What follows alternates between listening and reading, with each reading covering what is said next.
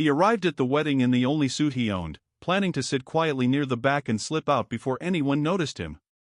Ethan Marsh, a 42-year-old single father, had no date, no wealthy friends, and no reason to think the night would change his life. Then the ballroom doors opened. An elegant billionaire woman in her late 50s walked past dozens of powerful men and stopped beside his lonely table. "Mr. Marsh," she said quietly, "I have been looking for you for 3 years." Ethan froze. He had never met her before in his life. But when she set an old photograph on the table in front of him, his entire past suddenly became dangerous. The ballroom shimmered like something out of another era, gold trim and crystal light spilling across marble floors polished to a mirror shine. It belonged to one of the oldest hotels in Chicago, the kind of place where old money and new money learned to speak the same quiet language. Hundreds of guests drifted through the room in tuxedos and evening gowns, their laughter rising and falling like a tide that never quite reached the far corners. Investors traded business cards disguised as pleasantries. Lawyers complimented each other's watches. Old dynasties of inherited wealth stood beside self-made executives, each group performing the same practiced ease that comes only from decades of being watched.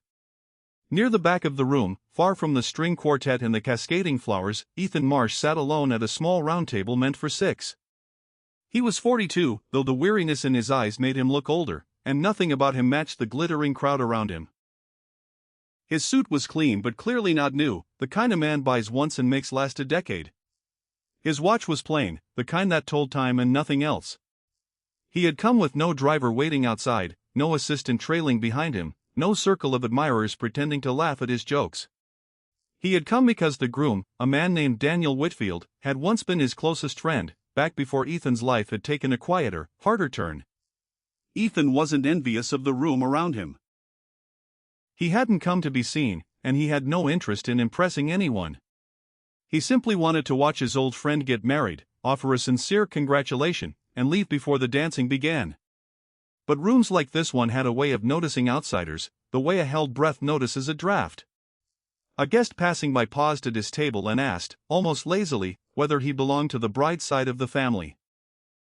Ethan said simply that he was an old friend of the groom's, and the guest gave a small, knowing smile before moving on, the kind of smile that had already formed an opinion. A well-dressed man a few tables away overheard the exchange and chuckled to his companion, not bothering to lower his voice enough. Ethan felt the weight of it settle over him, not anger, just a familiar tiredness, the tiredness of a man who had long ago learned that rooms like this one were never built for people like him. He glanced once toward the head table, where Daniel Whitfield stood laughing beside his new bride, radiant and untroubled. Ethan allowed himself a small, genuine smile for his old friend before looking away again. He decided it was time to leave. He set down his water glass, pushed back his chair, and began to rise, already rehearsing the short, polite exit he'd give if anyone asked. He thought, not for the first time that evening, about how easily a room could divide itself without a single word spoken aloud, how a man's suit, or his watch, or the absence of a car waiting outside could quietly announce where he belonged and where he didn't. It had never bothered him the way it might have bothered someone still chasing a version of success he'd long since set aside. He'd built a smaller, steadier kind of life. Most nights that was enough. But standing in a ballroom built entirely on the currency of appearances, even a settled man could feel, for a moment, like a stranger to his own confidence. That was the moment the room changed. The steady hum of conversation near the entrance folded into a hush, spreading outward table by table like a ripple crossing still water. Every head turned toward the ballroom doors. A woman had entered, tall and composed, dressed in a black gown so simple it made every sequined dress in the room look desperate by comparison. She needed no introduction. Everyone in the room already knew exactly who she was. Her name was Eleanor Hastings, 58 years old, chief executive of the Hastings Sterling Group, one of the most powerful and most guarded financial empires on the West Coast. She was known for her precision, her silence, and her near-total absence from social gatherings of any kind. Executives who had waited years for a single private meeting with her stood frozen, watching her walk into a wedding she had no obvious reason to attend. And yet she didn't glance toward the bride. She didn't look for the groom. She didn't so much as nod at the cluster of chief executives already angling for her attention. Her gaze moved straight to the back of the room, to the small table where a stranger in a modest suit had just risen to leave. Eleanor Hastings began walking directly toward Ethan Marsh.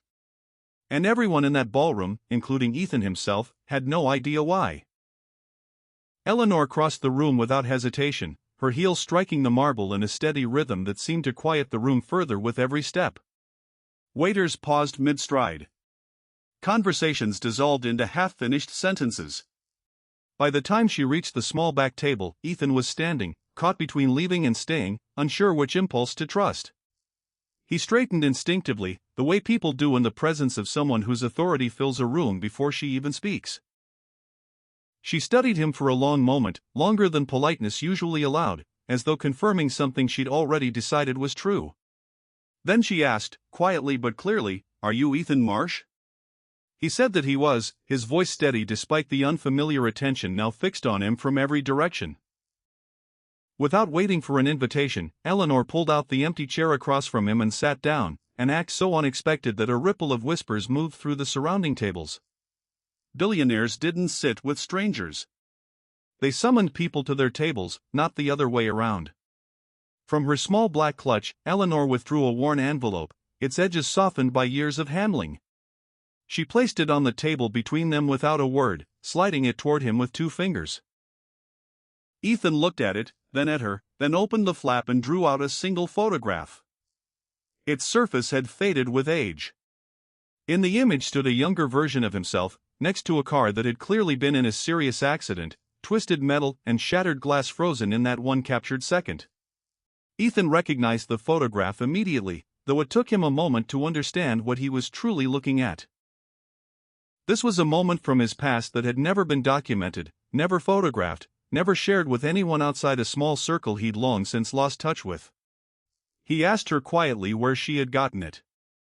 Eleanor answered that it came from a file she had long believed was destroyed, one she'd spent 3 years trying to piece back together. She explained that 3 years earlier, her company had come dangerously close to losing control of assets worth billions of dollars, a catastrophe engineered so quietly that almost no one inside Hastings Sterling noticed the danger until it was nearly too late. Someone, an anonymous figure with no visible stake in the outcome, had intervened at the last possible moment. That person had taken no payment, sought no credit, left no name attached to the act. Only 2 words scrawled across a single internal memo: "Do not sign." Eleanor had spent 3 years trying to find the person behind those 2 words, following a trail that kept vanishing the moment she got close. Every lead had gone cold.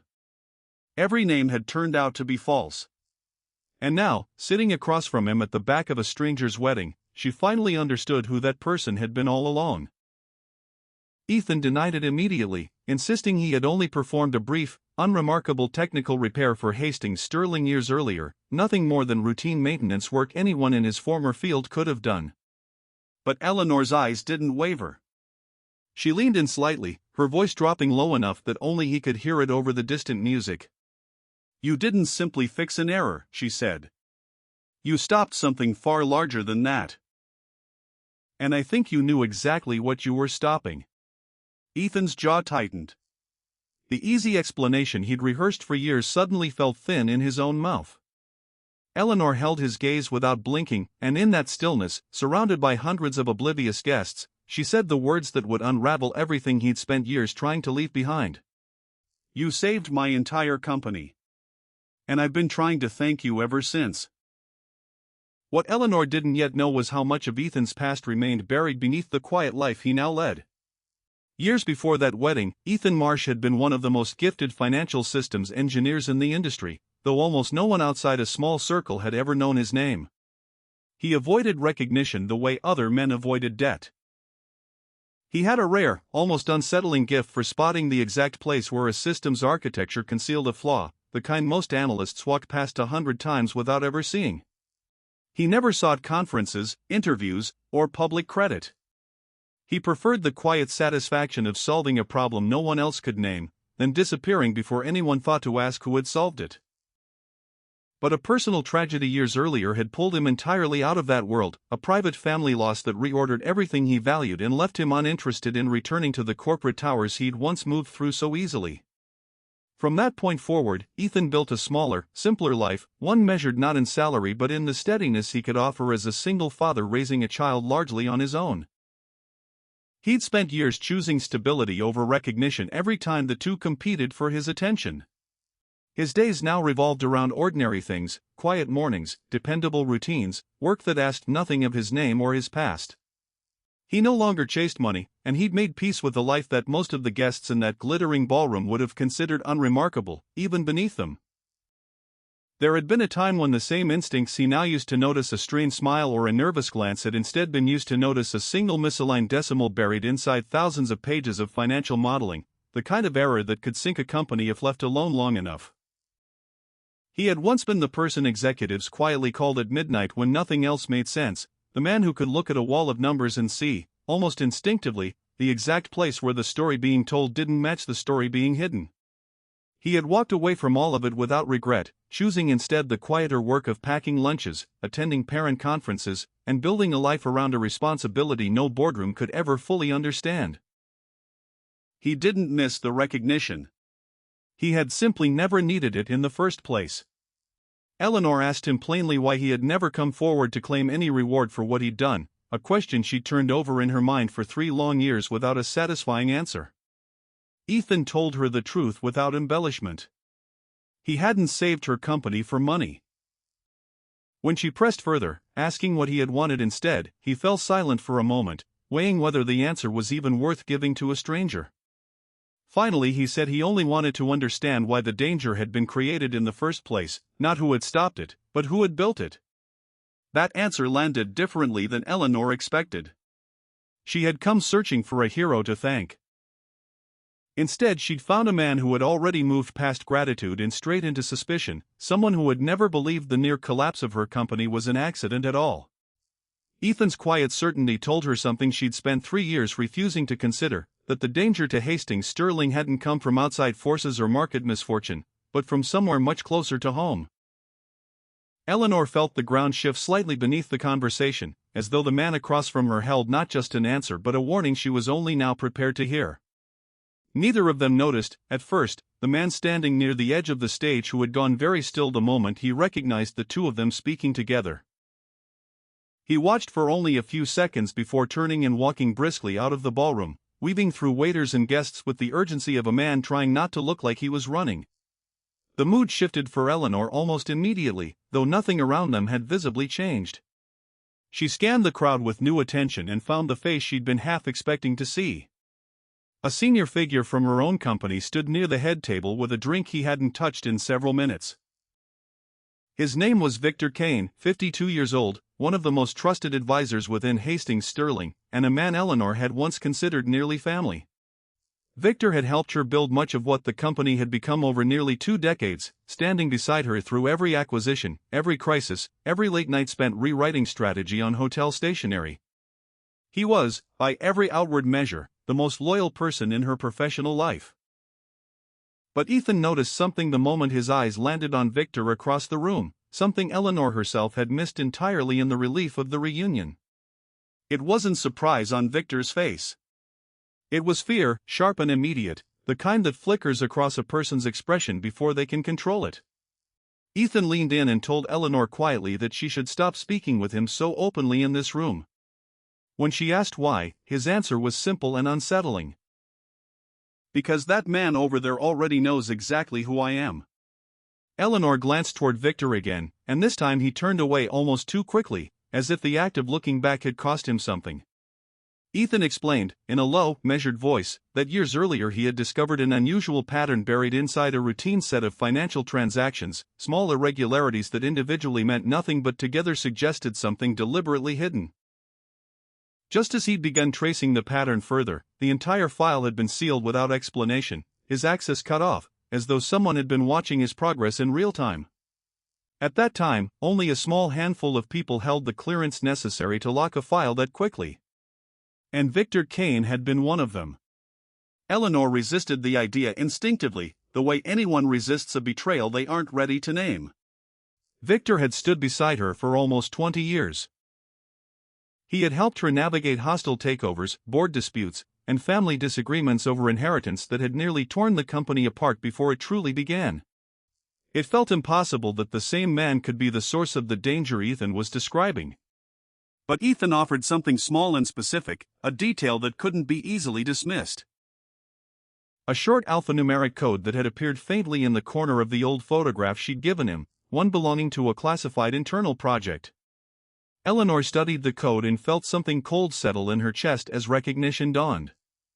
That project had been known to only 3 people in the entire company. One of them had died years earlier, under circumstances everyone had accepted without question.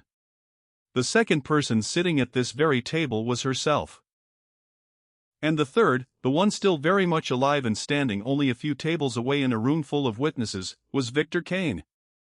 Eleanor turned back to Ethan, her composure cracking for the first time that evening, and asked the question that would change the direction of everything that followed. "If you're right about this," she said quietly, "then why would Victor want me dead?" Ethan began to wonder whether the wedding itself had ever truly been about a wedding at all. Too many details refused to line up as simple coincidence, starting with the timing of Eleanor's arrival and ending with the presence of a man who clearly feared being seen speaking to him. Why had Eleanor chosen tonight, of all nights, to step into public view after years of avoiding exactly this kind of gathering? Why had Victor Kane, a man who rarely attended social functions outside strict business necessity, made a point of being here as well? And strangest of all, why had Ethan himself, a man with no wealth, no title, and no obvious connection to the bride's family, been invited in the first place? The answer, when it came, unsettled him more than he expected. It turned out the groom's business dealings extended directly into an active negotiation involving a partial acquisition of Hastings' sterling assets, a deal quietly moving forward behind closed doors for months, Eleanor admitted, in a voice that had grown noticeably careful. She had come to this wedding specifically to meet a source, someone who had promised her information critical to understanding exactly how deep the threat inside her company truly ran. That contact, however, had not yet appeared, and the silence around their absence was beginning to feel less like a delay and more like a warning. Ethan's old instincts returned to him almost against his will, the same instincts that had once made him invaluable in rooms full of people who never noticed the smaller details. He began watching the room differently, tracking the movement of waitstaff who lingered too long near certain tables, noting the positions of security personnel stationed at exits that had no obvious reason to be guarded so heavily. He counted how many guests had quietly slipped out of the ballroom in just the last several minutes, more than seemed natural for any ordinary reception. Then his attention caught on something small and easy to overlook. A single phone resting on the edge of a table reserved for the most prominent guests. It didn't belong to anyone seated nearby, and no one had reached for it since Ethan had begun watching. He moved toward it slowly, careful not to draw attention, and the screen lit briefly with an incoming notification he was close enough to read. 11:15 tonight, everything ends.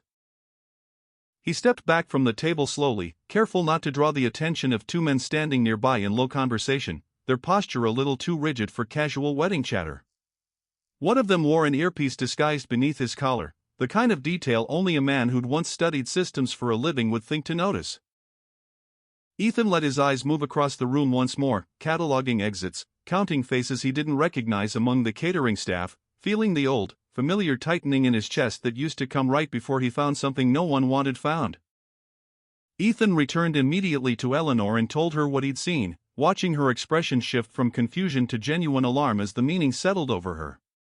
She asked him what he believed was about to happen, and he admitted honestly that he didn't yet know the specifics, only that the shape of it felt dangerously familiar. When she pressed him further, asking why a stranger's message on an unattended phone frightened him so deeply, his answer carried the full weight of experience rather than speculation. "Because I've seen a message like that before," he told her quietly, "and it never once meant something good." Eleanor glanced instinctively at the clock mounted above the ballroom's grand entrance, and for the first time all evening, the elegant surroundings around them felt less like celebration and more like countdown, the minutes narrowing steadily toward 11:15 with no clear sense of what would happen when they ran out.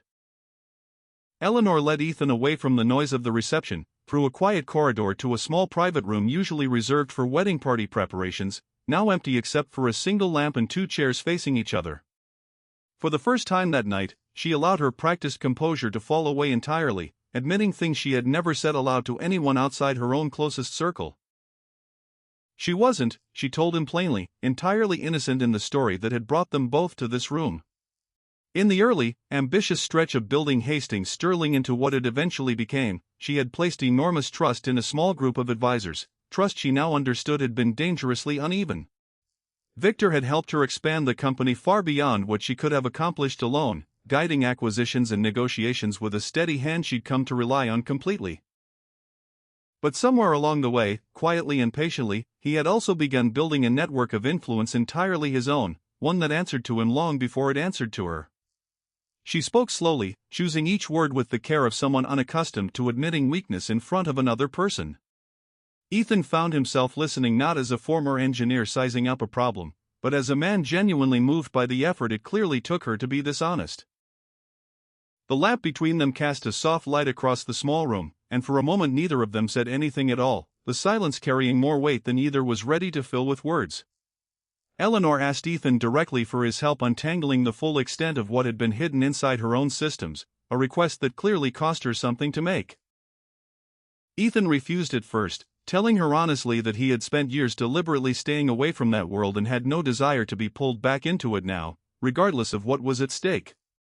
Eleanor didn't argue or plead. Instead, she told him simply that she wasn't looking for another employee to add to her payroll.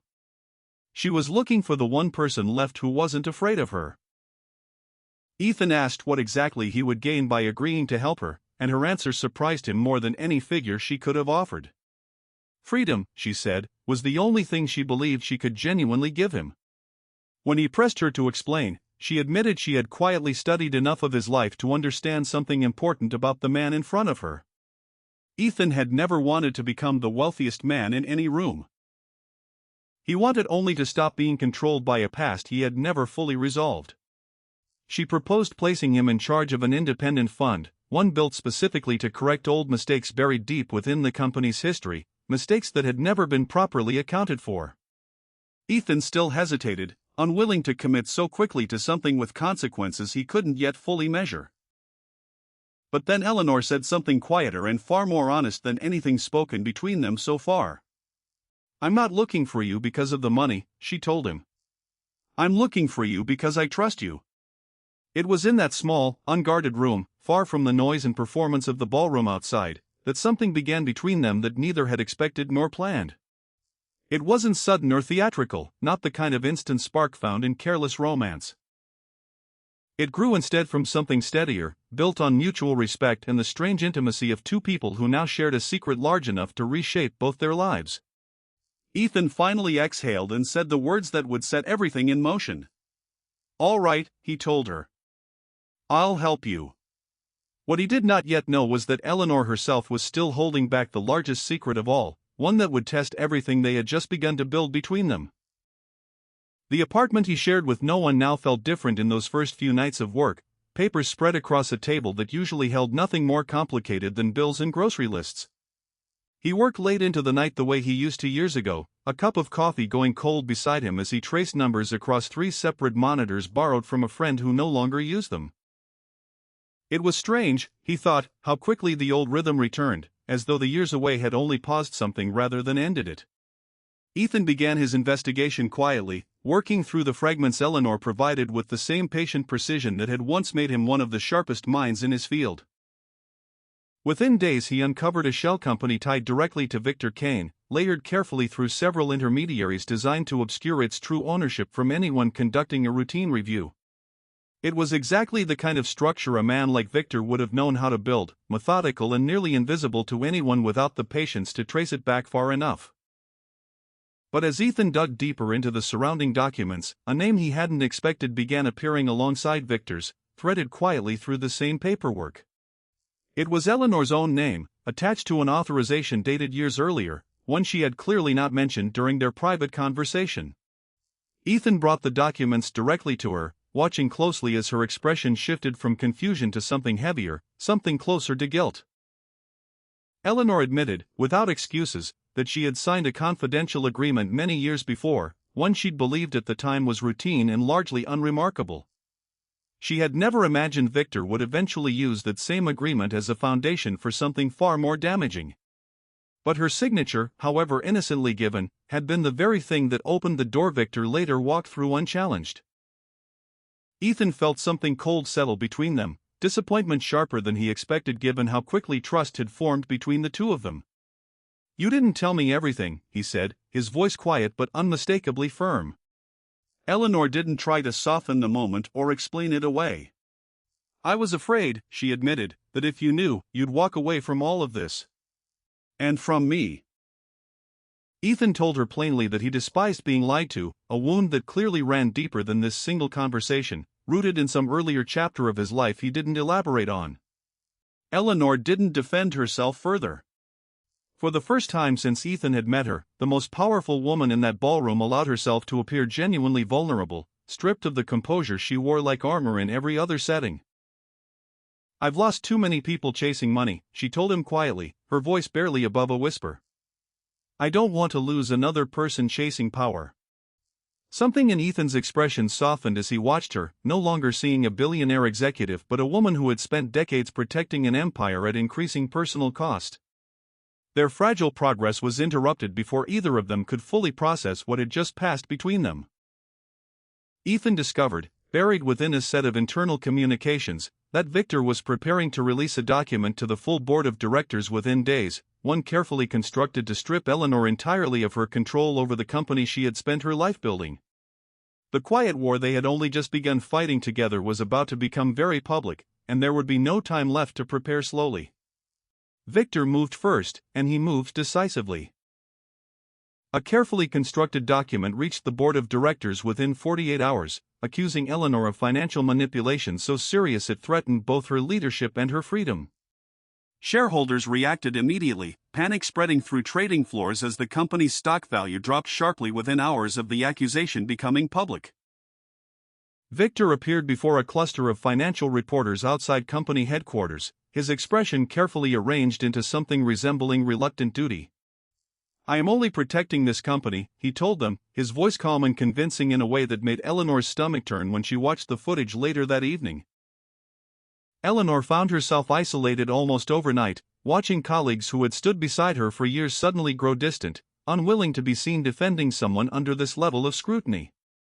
Loyalty, she realized bitterly, had always been more fragile than she'd allowed herself to believe. But Ethan did not retreat, and he did not hesitate. He returned fully to the skills he had spent years trying to leave behind, moving through spreadsheets and transaction records with the same quiet intensity that had once made him invaluable to institutions far larger than this one. Working through the night, Ethan found what he was searching for buried inside Victor's carefully constructed document, a single inconsistency small enough that most reviewers would have overlooked it entirely. It was nothing more than a discrepancy in formatting, an irregularity in how one particular data set had been altered before submission. But that small flaw was enough to prove the entire document had been deliberately edited after the fact, undermining its credibility. If Ethan wanted to gather enough supporting evidence before the board finalized its decision, he needed more than a single flaw to dismantle Victor's carefully built case. So he returned once again to the old photograph Eleanor had given him at the very beginning of this ordeal, staring at the faint code visible in its corner. Ethan spent hours cross-referencing it against archived project files until a pattern finally began to emerge from the noise. The photograph, he realized, had never simply been evidence of what he had done years earlier. It was a key, deliberately encoded, leading directly toward an original set of records someone had tried very hard to erase completely. After hours of painstaking work, Ethan finally located the deleted data buried deep within an old backup system no one had thought to check. Victor's name appeared exactly where Ethan expected it to, confirming everything he had already suspected. But beside it, embedded in the same set of authorizations, was another name entirely, one that made Eleanor go completely still the moment Ethan showed her the screen. The person standing behind Victor was not simply an ambitious employee acting alone. It was someone Eleanor had once trusted more deeply than almost anyone else in her entire life. The emergency board meeting convened within days, the tension in the room thick enough to feel from the moment the doors closed.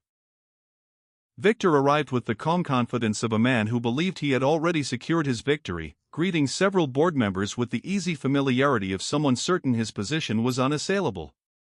When Eleanor entered with Ethan walking quietly beside her, a murmur of confusion rippled through the room, several members exchanging uncertain glances at the unfamiliar man now standing at her side. A senior board member finally asked the question hovering over the entire room. "Who exactly is this man, and why is he here?" Eleanor answered without hesitation, her voice steady despite everything she had endured over the past several days. "He is the person you all tried to erase from this company's history," she told them. And every eye in the room turned toward Ethan with renewed and uneasy interest. Ethan walked the board through the evidence methodically, without theatrics or raised voices, laying out each discovery in the careful, deliberate order he had spent days assembling. He did not perform outrage or demand attention. He simply dismantled Victor's carefully constructed narrative piece by piece, exposing the formatting inconsistency first, then the shell companies, then the deleted records that connected every thread together into a single, undeniable pattern. Victor attempted to push back, offering explanations that grew increasingly strained as Ethan calmly countered each one, having already anticipated nearly every argument Victor would try to make.